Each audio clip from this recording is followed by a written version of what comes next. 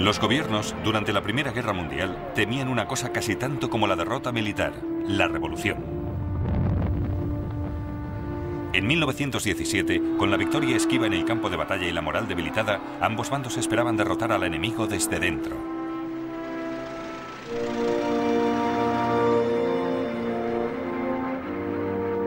Las huelgas y el malestar eran chispas que podrían convertirse en una revolución, transformando la guerra.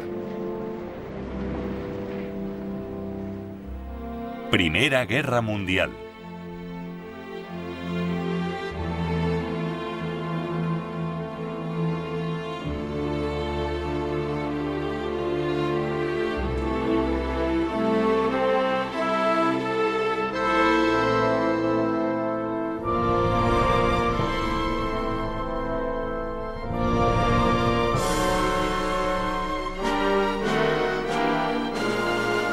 Revolución.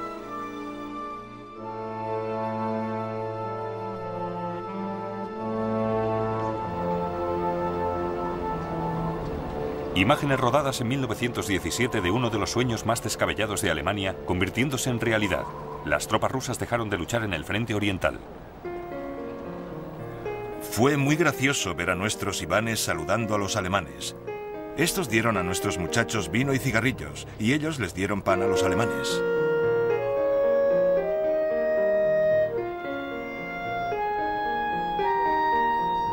Uno de los alemanes tenía una cámara. Nos dijo que nos pusiéramos en fila y sacó unas fotos.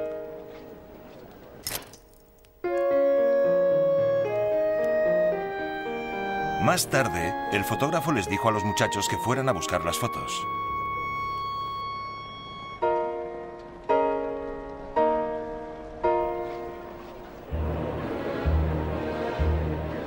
A los gobiernos les preocupaba controlar el cansancio de la guerra y evitar que el descontento se convirtiera en motines y que estos acabaran en una revolución.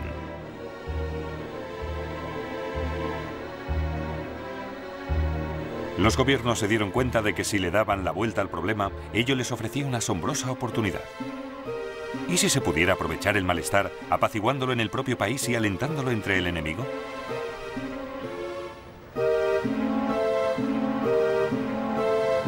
En El Cairo y en Dublín, en Petrogrado y Zúrich, los aliados y los alemanes pusieron a trabajar a sus agentes para explotar el malestar y fomentar la revolución. El gran premio era que todo un pueblo se rebelara contra sus líderes, apartándolo así de la guerra. En Rusia, los alemanes lo consiguieron. Apoyaron a los bolcheviques para promover una revolución espontánea.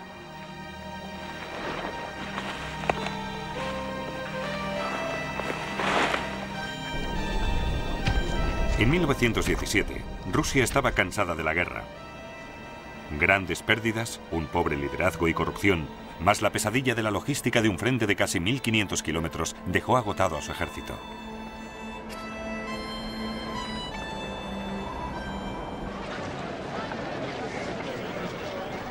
No sé si el sueño ruso de destruir a Alemania llegará a ser realidad. Probablemente no. No tenemos nada con que pelear, ni fusiles, ni morteros, ni explosivos, ni botas, ni abrigos. Nada.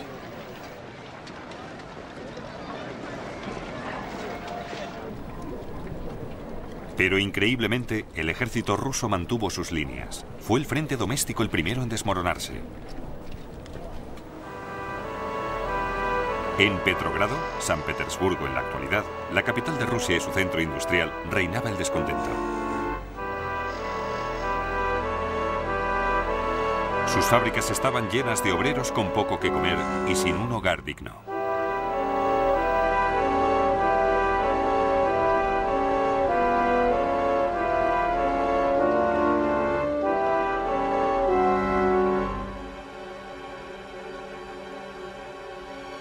La manifestación del 8 de marzo de 1917 empezó de forma pacífica.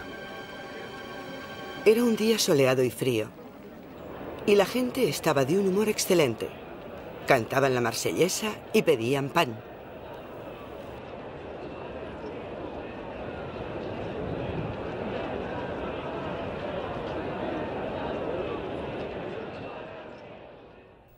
Pero el zar ordenó que se disolviera la manifestación. En la playa Namenskaya, en el corazón de Petrogrado, empezó la matanza. El sargento Sergei Kirpichnikov estaba allí. El alférez le ordenó al corneta que tocara 3 toques. Luego ordenó: fusiles, preparados, apunten, fuego. Todo el mundo se echó a correr. Un hombre cayó abatido. Una mujer se desplomó.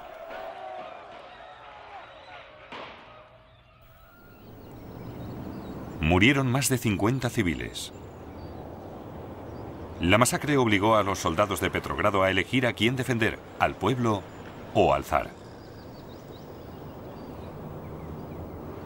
En los barracones, Sergei Kirpichnikov habló con sus camaradas. Es mejor morir con honor que obedecer más órdenes de dispararle a la gente. Nuestros padres, madres, hermanas, hermanos y novias están pidiendo pan. ¿Vamos a matarles?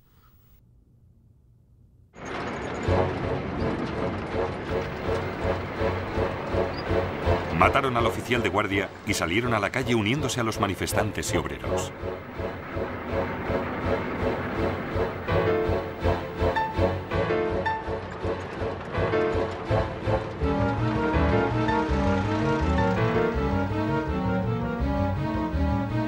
Arthur Ransom, periodista británico, telegrafió a su oficina en Londres. Unas 200 personas muertas. Stop. Jefe policía local muerto. Stop. Definitivamente ha empezado la revolución. Las tropas buscaron apoyo en los barracones y las fábricas.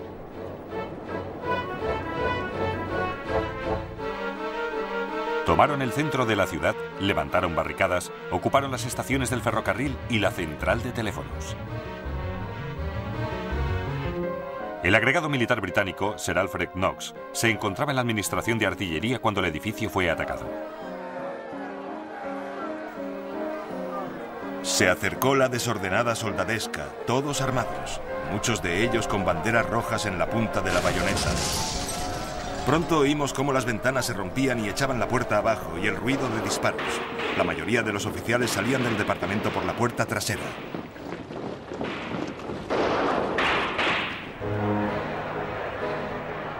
En unos pocos días, el régimen del zar se estaba tambaleando. Ha empezado la revolución. ¡Qué felicidad! Por fin ha sido destruida la maldita autocracia. Los soldados han salido a la calle. Los oficiales permanecen ocultos. Todo es tan inesperado y los hechos se suceden a gran velocidad. Todos estamos locos de alegría.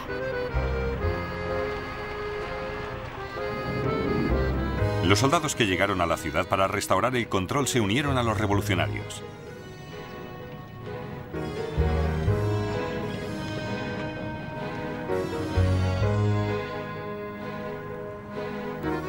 El zar se vio obligado a abdicar y en el Palacio Taurina se formó un gobierno provisional.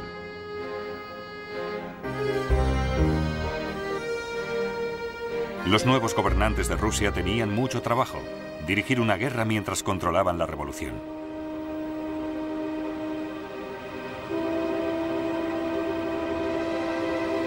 Alemania esperaba aprovecharse de las revueltas en Rusia. Y los aliados de Rusia, Gran Bretaña y Francia, cruzaban los dedos. También habían experimentado el descontento de los obreros. En marzo de 1916, los londinenses se reunieron en Tower Hill para protestar contra el servicio militar obligatorio. También había oposición en Escocia, inspirada por los encendidos discursos del líder sindical Willie Gallagher. Miles de nuestros compatriotas han sacrificado su vida luchando contra el mismo prusianismo que ahora se proponen imponer aquí. Obreros del Clyde, debéis prepararos para la acción. Cuando este odioso enemigo de la libertad levante la cabeza, debéis atacar a muerte.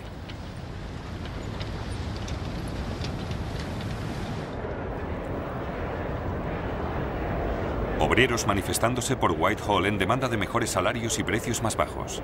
Entre 1915 y 1918 se perdieron en Gran Bretaña unos 17 millones de días laborables debido a las huelgas. En el sur de Gales, los mineros se declararon en huelga, los maquinistas en Coventry, Sheffield y Manchester, y los obreros de los astilleros en Teesside, Tyneside y del Clyde. El ejército mantenía 200.000 soldados en Gran Bretaña para evitar una invasión y un levantamiento civil.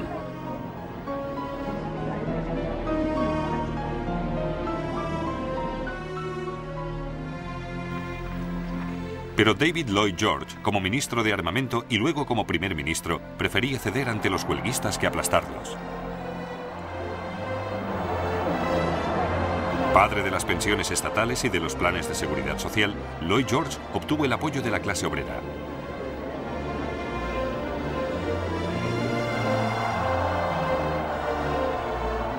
Se valió de las concesiones en vez de la confrontación para mantener la producción industrial.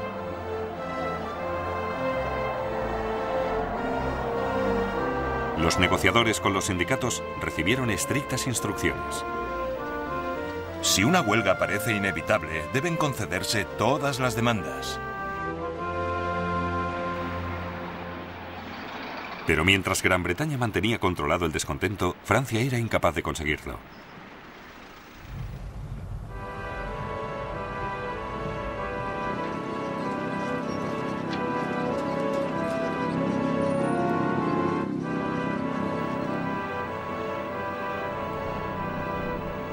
Durante la Primera Guerra Mundial, París vivió bajo la sombra de una invasión alemana.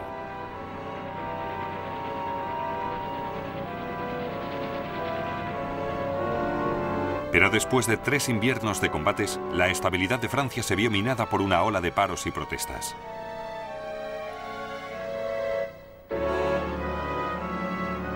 Muchos de los disidentes eran mujeres a las que no se podía intimidar con la amenaza del servicio militar.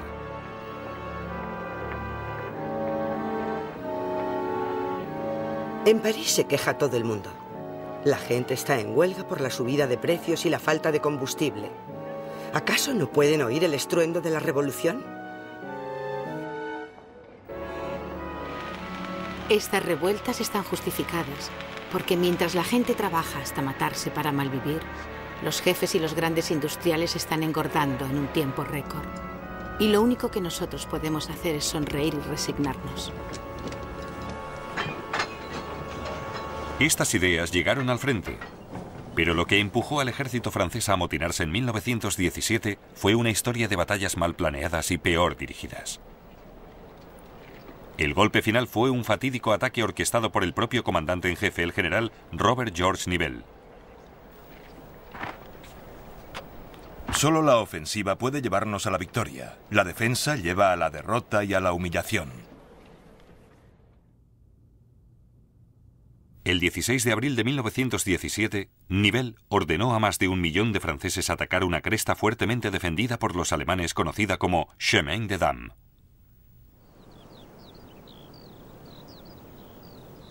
Después de tomar por asalto dicha cresta, Nivelle esperaba que sus soldados se abrieran camino por 10 kilómetros de defensas alemanas.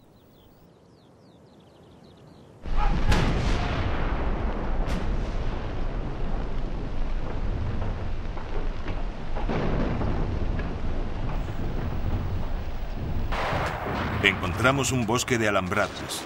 Las ametralladoras aparecían por todas partes. Había trampas de todo tipo. Las barreras eran infranqueables.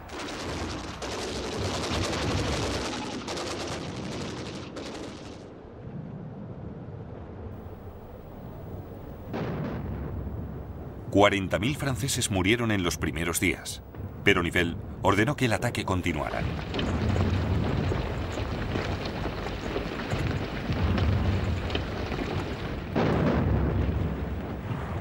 El 5 de mayo, las bajas eran de 150.000 hombres.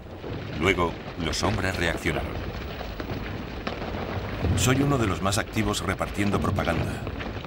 Sé que me juego la vida, pero por este medio tal vez la salve. Cariño, di conmigo. Abajo la guerra que nos separa y viva la revolución que al traer la paz nos unirá de nuevo. Te amo y no quiero morir.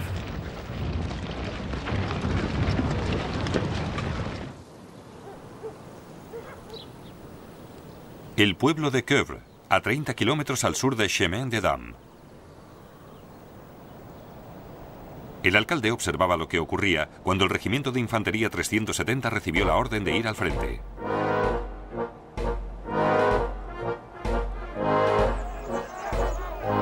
Los soldados entraron en el pueblo gritando con rabia, disparando los fusiles y cantando la Internacional.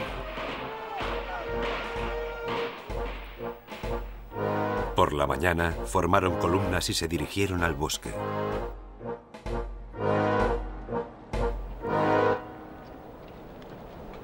En junio de 1917 estaba afectado la mitad del ejército francés. Los hombres se negaban a volver a las trincheras. Parecíamos absolutamente indefensos. Llegaban noticias de todos los sectores del frente comunicando que algunos regimientos se negaban a volver a las trincheras.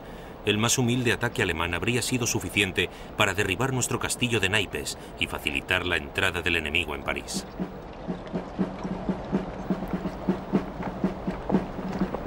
Pero los alemanes no tenían ni idea del motín de los franceses.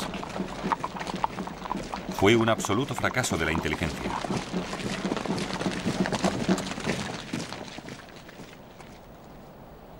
Cuatro días después del motín, las tropas de Quevre se entregaron en un pueblo cercano.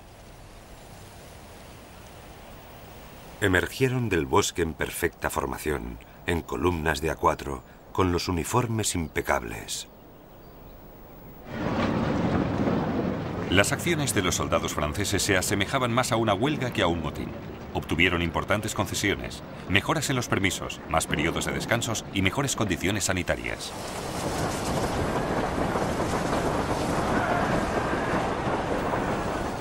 Lo único que queríamos es que el gobierno nos prestara atención, que entendiera que somos hombres y no bestias destinadas al matadero.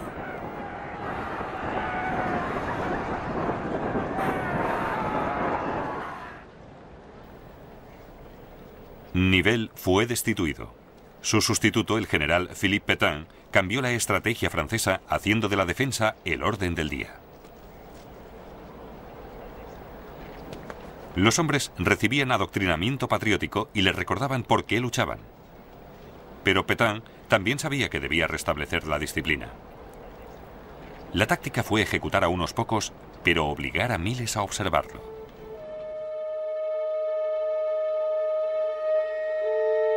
Fotografías tomadas secretamente en una ejecución militar francesa. Un hombre es atado a un poste.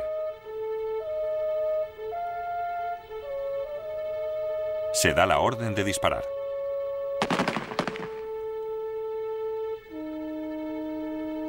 Los soldados desfilan ante el cadáver.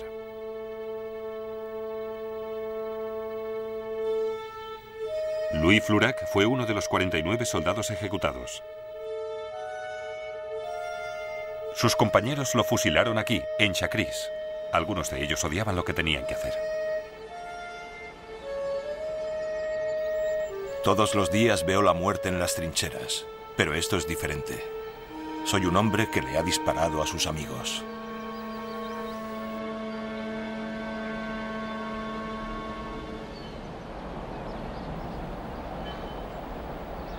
Los soldados italianos también estaban cansados de la guerra.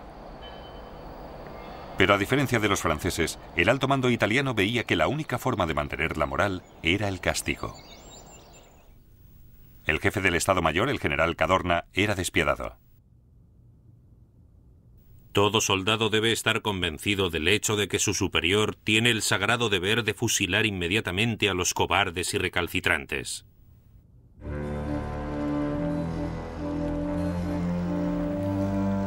El puño de hierro de Cadorna llevó al descontento general. Durante meses estuvo latente bajo la superficie hasta la batalla de Caporetto, en octubre de 1917. El ejército italiano fue atacado aquí, en el valle del río Isonzo, por un ejército formado por austrohúngaros y alemanes.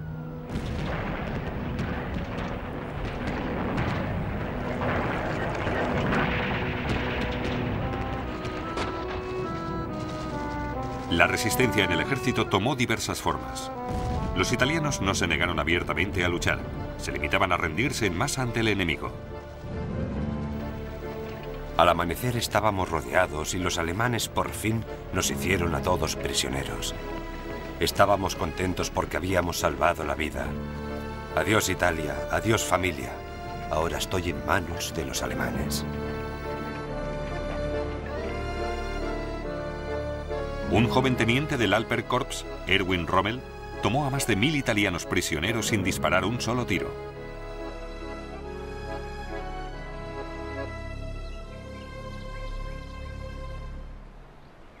Los soldados tiraron las armas y corrieron hacia mí. En un instante estuve rodeado por soldados italianos que me llevaron en hombros.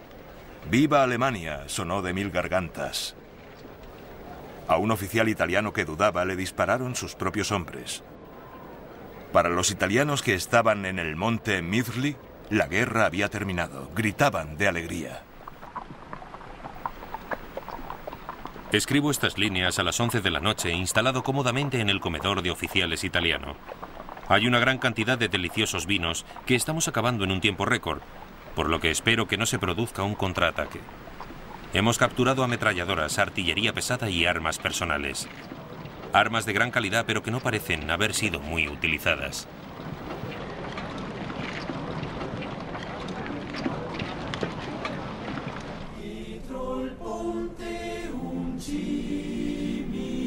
Unos 300.000 soldados italianos se rindieron en el invierno de 1917. Y casi el mismo número se retiraron por estos senderos montañosos junto con los civiles que huían. Pasaban con las manos metidas en los bolsillos. Cuando les preguntaban, todos decían que se retiraban porque así se lo habían ordenado. ¿Quién se lo había ordenado? Nadie lo sabía. El que tenían al lado.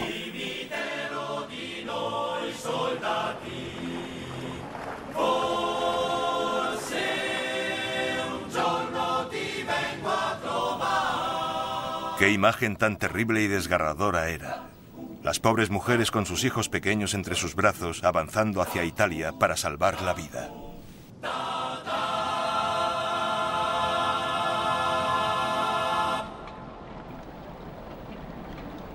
El alto mando italiano sustituyó al general Cadorna y recuperó el control suavizando la disciplina y haciendo concesiones a los soldados como habían hecho los franceses.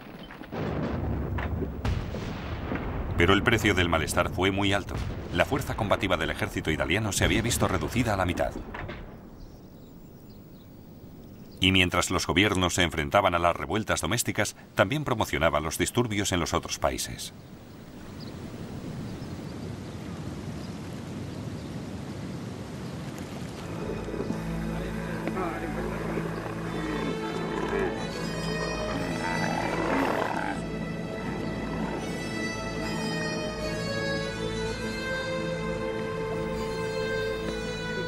Gran Bretaña había estado conspirando para desestabilizar al Imperio Otomano desde los comienzos de la guerra.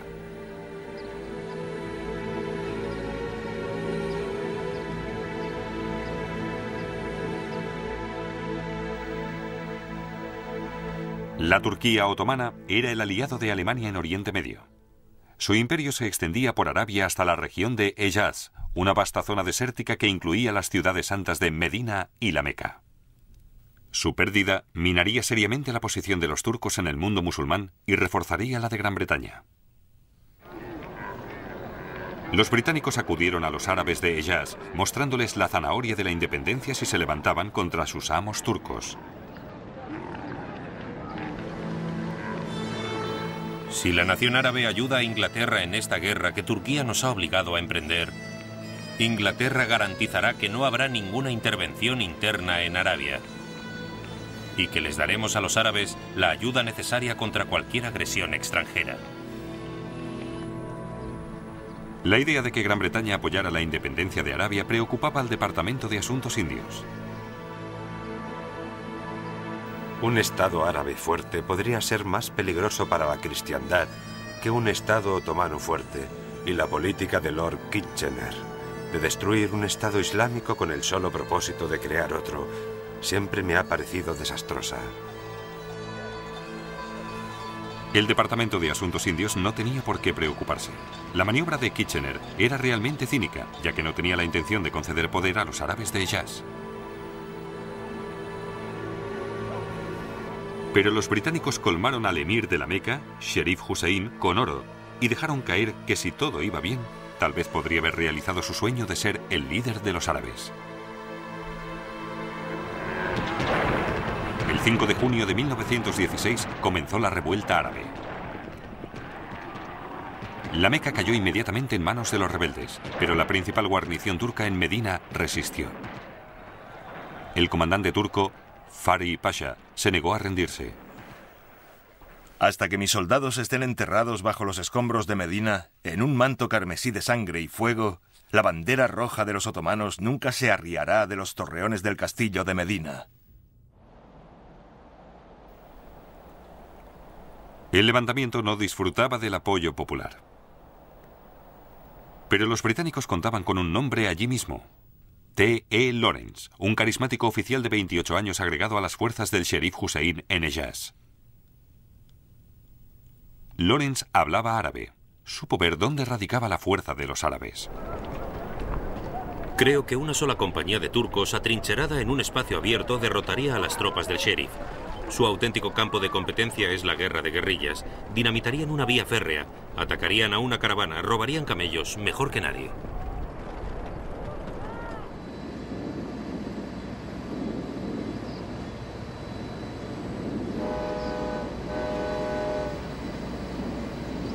Los turcos eran más vulnerables en sus extensas líneas de comunicación.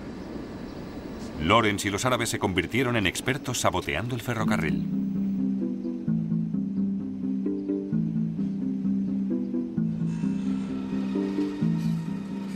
Nuestro último objetivo era atacar el tren, y ello nos llevó 10 minutos con unas pérdidas por parte de ellos de 70 hombres. Mi botín fue una alfombra de oraciones Baluk de color rojo. Espero que suene tan divertido como lo fue. Fue la actuación más de aficionados al estilo de Buffalo Bill que se puede imaginar.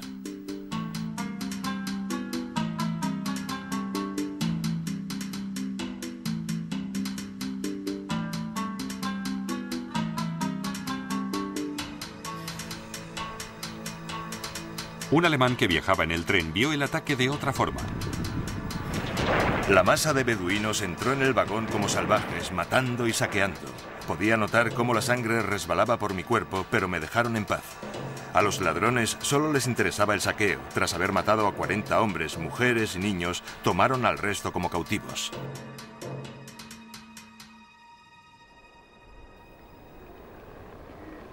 T.E. Lawrence adoptó la causa del nacionalismo árabe.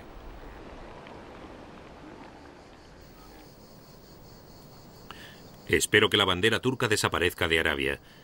Me siento también por haber ayudado a formar una nueva nación y odio tanto a los turcos que ver cómo su propio pueblo se levanta contra ellos es muy gratificante.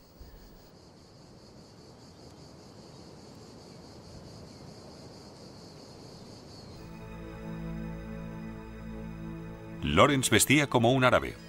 Le pidió a su madre que le ayudara con la ropa.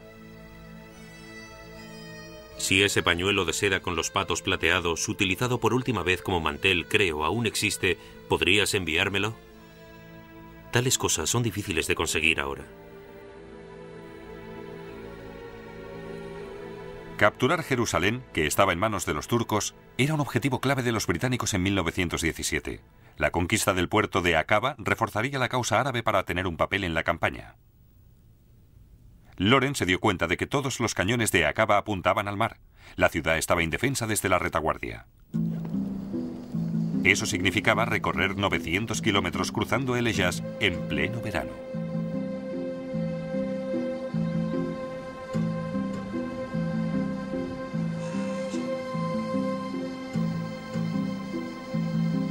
La marisma era un purgatorio. El sol se reflejaba en ella como en un espejo, como una llama amarilla cegando los ojos.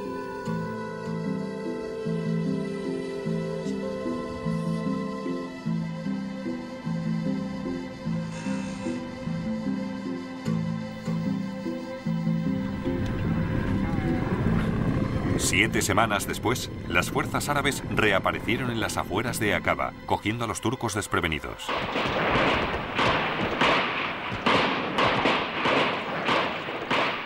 La ciudad cayó 4 días después. El Oriente Medio estaba sorprendido. El general Allenby, el comandante de las fuerzas británicas en la región, incluyó la revuelta árabe en su campaña de Jerusalén, reforzándola con blindados, apoyo aéreo, artillería y tropas coloniales.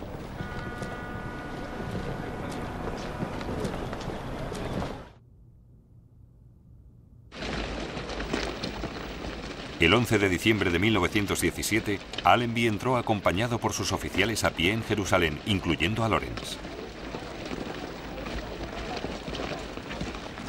Los árabes descubrirían que habían ganado no el autogobierno, sino a unos nuevos amos. Lawrence siempre había sabido que los árabes de Hejaz solo eran un instrumento de la subversión británica, como admitiría mucho después. Los árabes vieron en mí a un agente libre del gobierno británico y me exigieron la confirmación de sus promesas escritas. Por ello tuve que unirme a la conspiración y asegurarles a los hombres su recompensa. Me sentía continua y amargamente avergonzado. De haber sido un consejero honrado de los árabes, les habría aconsejado que se fueran a su casa y no arriesgaran su vida luchando por esas cosas.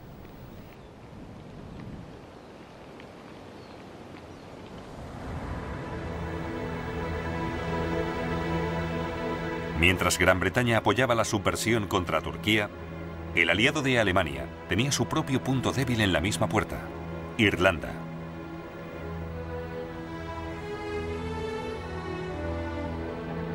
Gran Bretaña había prometido a Irlanda la autonomía, pero la Primera Guerra Mundial hizo que se pospusiera. 200.000 irlandeses, católicos y protestantes, lucharían por Gran Bretaña. Unos 30.000 morirían.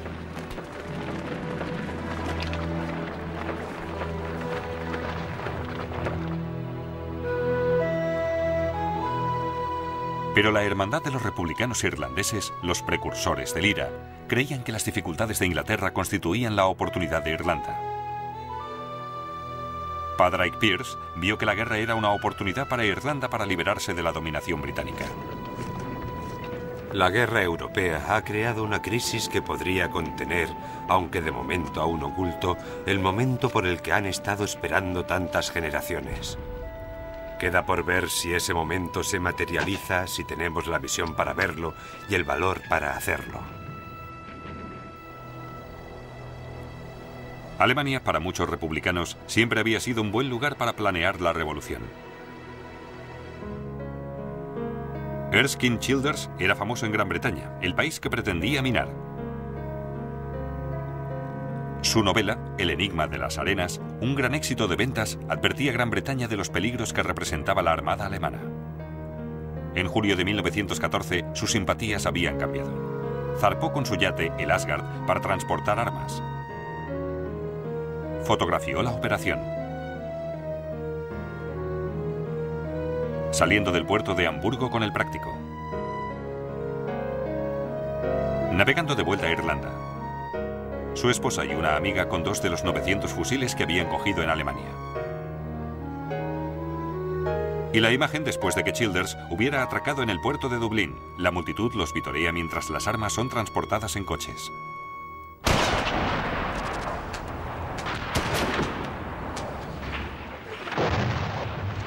Dos años después, las armas alemanas fueron utilizadas, cuando 1.600 revolucionarios irlandeses se levantaron en Dublín.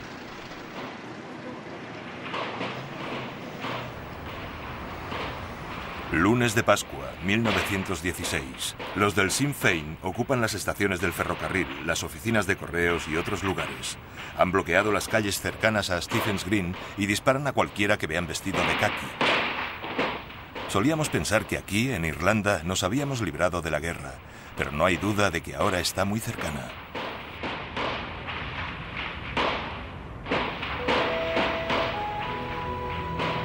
El momento que había estado esperando Padraig Pearse había llegado.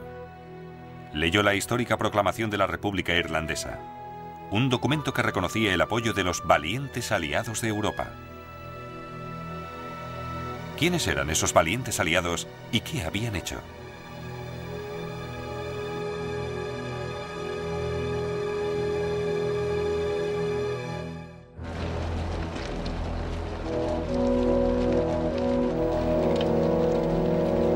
Hacía tiempo que Alemania consideraba la subversión en Irlanda como una forma de desestabilizar a Gran Bretaña.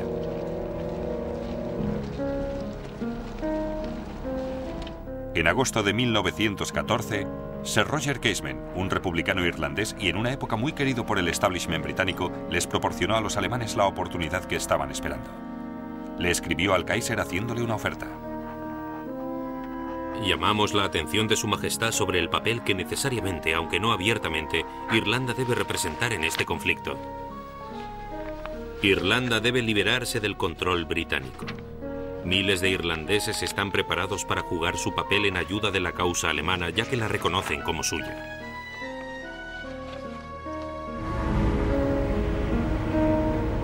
Casement partió hacia Berlín disfrazado y en el invierno de 1914 conoció a Arthur Zimmermann, el futuro ministro de Asuntos Exteriores y ahora al cargo de las operaciones subversivas de Alemania.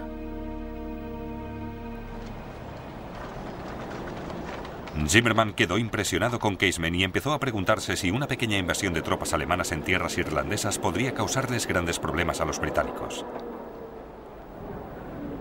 Sus diplomáticos en Estados Unidos recaudaron fondos de la comunidad irlandesa en Nueva York.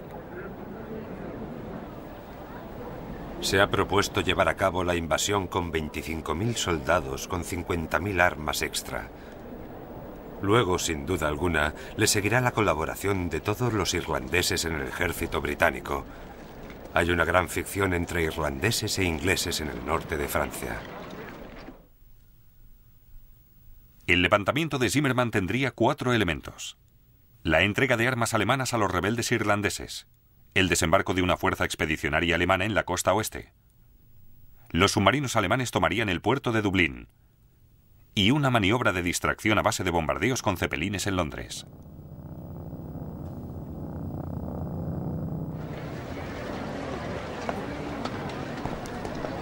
El alto mando alemán había perdido el interés y se negó a enviar una fuerza invasora. Pero en abril de 1916 tuvieron lugar los bombardeos de los cepelines. Un submarino fue enviado a la costa oeste y un barco cargado con 20.000 fusiles, 10 ametralladoras y 1 millón de balas zarpó con destino a Irlanda bajo el mando del capitán Carl Spindler. Apareciendo gradualmente del agua vimos la isla de Inistoscert, nuestro punto de encuentro. Antes de media hora tenía que aparecer el práctico.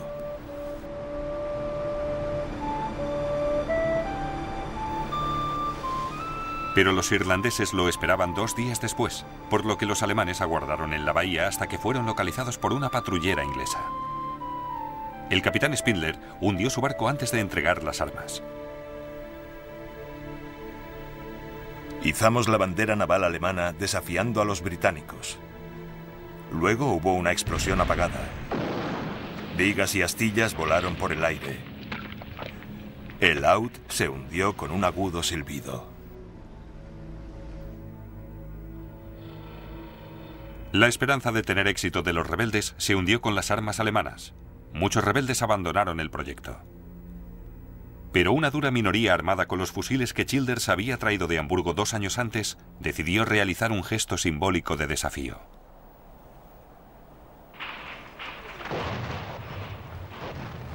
El lunes de Pascua de 1916 tomaron puntos clave de Dublín. Los británicos respondieron con ametralladoras y fuego de artillería y enviaron a 10.000 hombres de Inglaterra. Pocos dublineses lloraron el aplastamiento de la rebelión. Edward Phillips, cervecero de Guinness, convirtió las calderas en desuso en improvisados blindados para los británicos. Llamé a los militares y les ofrecí camiones que ellos aceptaron. Envié a buscar conductores que vivían cerca y todos se mostraron de acuerdo. Más de 1000 civiles se vieron pillados en el fuego cruzado. Y cuando los británicos capturaron a los rebeldes, la gente de Dublín les lanzaba verduras y vaciaba orinales sobre sus cabezas.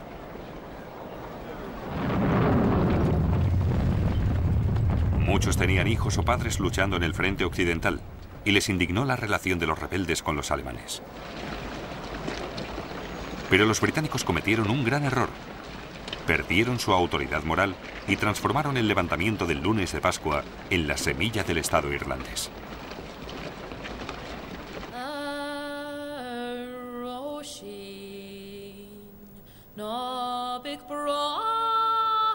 Condenaron a muerte a los líderes del levantamiento, empezando con Pierce.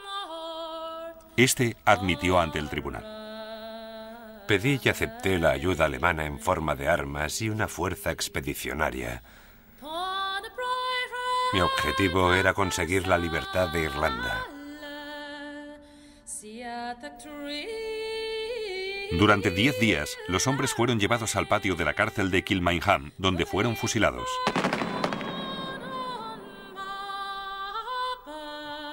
James Connolly había recibido tales heridas en el levantamiento que tuvieron que fusilarle sentado.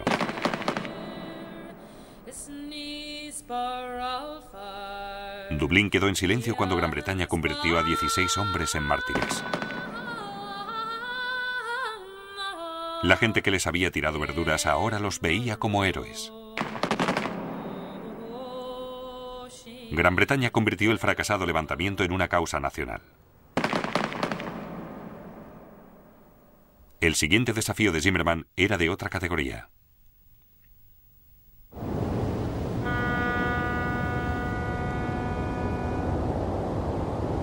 ¿Podría Alemania explotar la Revolución Rusa de marzo de 1917 para conseguir que Rusia abandonara la Primera Guerra Mundial? Casi todos los ingredientes estaban en su lugar. Un importante levantamiento civil, malestar entre las tropas en el frente y unos líderes sin poder eficaz en la retaguardia. A los alemanes solo les faltaba una pieza del rompecabezas, un líder carismático. Pero ya habían pensado en alguien. Vladimir Ilich Lenin era el líder de los bolcheviques, un pequeño grupo de extremistas radicales rusos. En los últimos 14 años habían pasado muchas horas planeando la revolución en cafeterías y celdas de prisiones.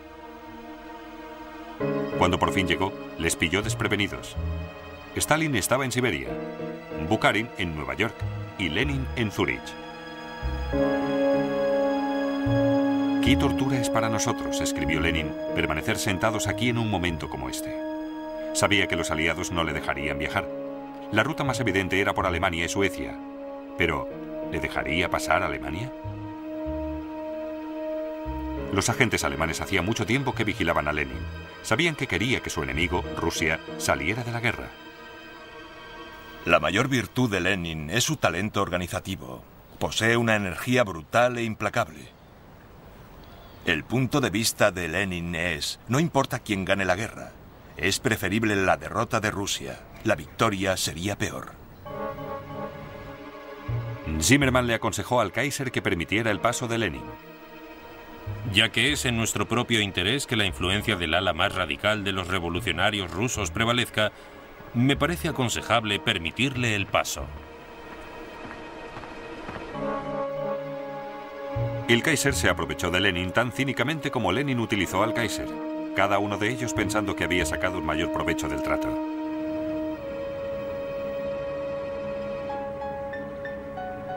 El 10 de abril de 1917, Lenin, su esposa Nadizha Krupskaya y su antigua amante Inesa Arman subieron junto con otros bolcheviques al tren con destino a Alemania.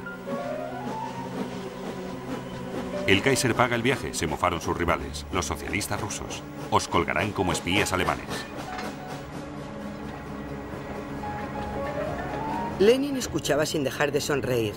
Mofaros tanto como queráis, dijo.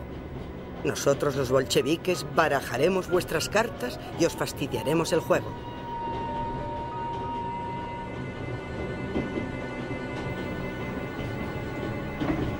Para contrarrestar las acusaciones de trabajar para el enemigo, Lenin inventó la ficción de un tren sellado para conseguir el aislamiento total del mundo exterior. De hecho, el grupo viajó en un vagón normal en un tren que hizo numerosas paradas, tardando 4 días en cruzar Alemania. A pesar de que el tren paró en Berlín, no hay pruebas de que Lenin se entrevistara con ningún representante alemán. Sabía que los alemanes daban dinero a su partido bolchevique, pero evitaba cualquier contacto directo. La mayor ayuda que Alemania le prestó a la causa de Lenin fue ayudarle a volver a Rusia.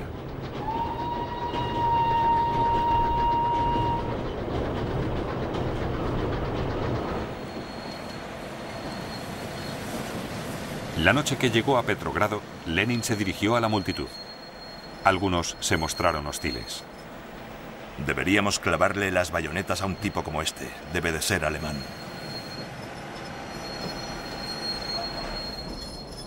Pero Lenin fue ganando conversos, como vio la condesa Irina Skariatina. Lenin es un hombre calvo, terriblemente feo. Lleva un viejo y arrugado traje marrón. Habla sin ningún recurso oratorio, más parecido a un profesor universitario dando una conferencia. Pero lo que dice hace enloquecer a la gente. Y lo que decía era, poned fin a la guerra. Y con ello le ofrecía a la gente lo que quería y que el gobierno provisional no había sabido darle: paz, tierras y pan.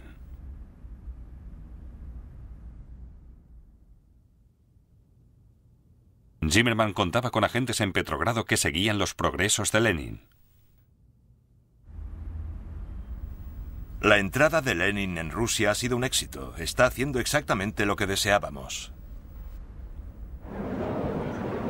Tal como esperaban los alemanes, las ideas de Lenin llegaron al frente. Los regimientos se han convertido en hordas de bastardos, celebrando reuniones dirigidas por los bolcheviques. La vida militar se ha paralizado. Los soldados quieren la paz, no importa cuáles sean las condiciones. Quieren volver a casa, trabajar la tierra y disfrutar de los resultados de la revolución. El 18 de junio de 1917 se filtró la noticia de que los alemanes secretamente financiaban a los bolcheviques. Lenin huyó de la ciudad disfrazado. Pero los bolcheviques contrarrestaron las afirmaciones de que Lenin era un espía utilizando prensas compradas con dinero alemán. Y se dispusieron a conseguir el apoyo de los obreros, ayudando a los radicales a crear la Guardia Roja.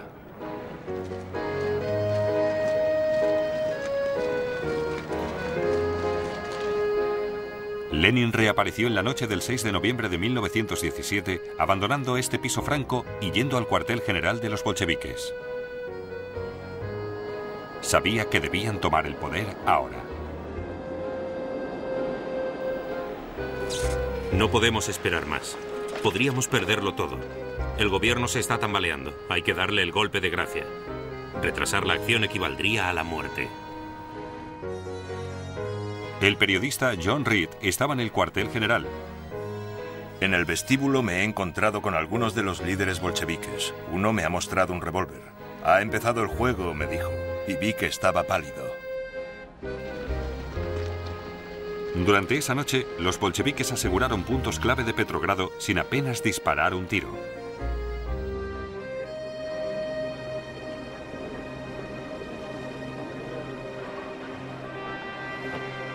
La ciudad se despertó para encontrar un nuevo orden mundial. Acabo de oír una noticia asombrosa. El gobierno provisional ha sido derrocado. Los telégrafos están zumbando con los decretos del nuevo gobierno bolchevique. Toda la tierra será transferida al pueblo.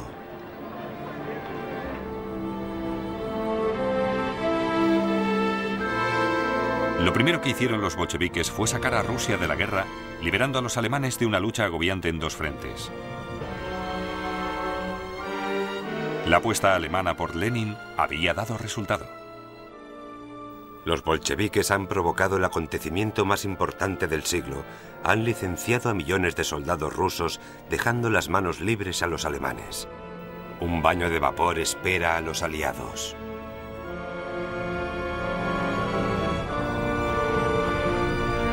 La revolución y la subversión habían liberado a 44 divisiones alemanas para el frente occidental. Ahora Alemania tenía la oportunidad de ganar la Primera Guerra Mundial.